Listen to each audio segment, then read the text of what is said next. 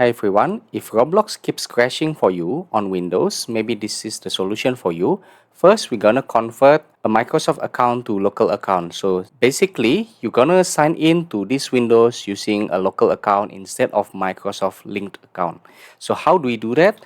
You're gonna find other users in the settings.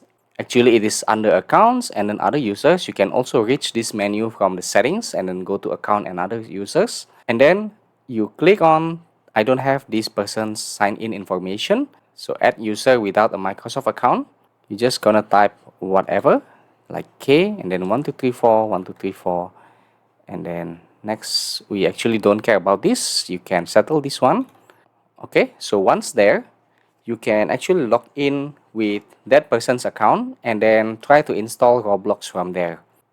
So if you are currently logged in, you have to log out first and then log in with that person's account. So you go click on that picture of your account and then press sign out.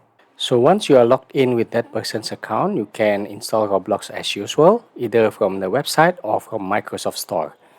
Or if this doesn't work for you, then go ahead to try the second option. So the second option that you're gonna do is probably you can change the Roblox player installation. There are two options to install Roblox. First is you go to the website and then find Roblox installer, download Roblox, and then download Windows app, which is available in exe format, and then you install it from there.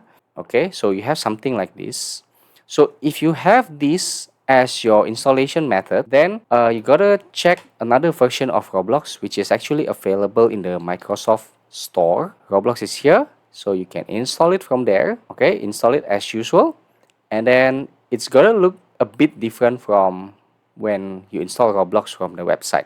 So alternatively, you go the other way around. So if you first install Roblox from the Microsoft Store, you uninstall it first and then you go to Roblox and then you install it from the website instead of the Microsoft Store. So let's say I'm just gonna simulate this.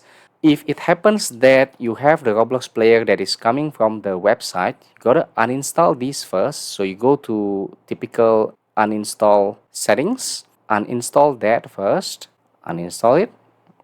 Then once uninstalled, yep, it's pretty fast. So that web version has been uninstalled. So you go here to the Microsoft Store and install it from here, right? So it's actually a little bit more advanced because it's connected with Xbox account.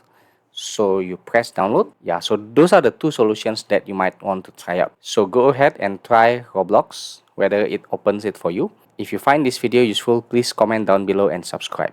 Thank you.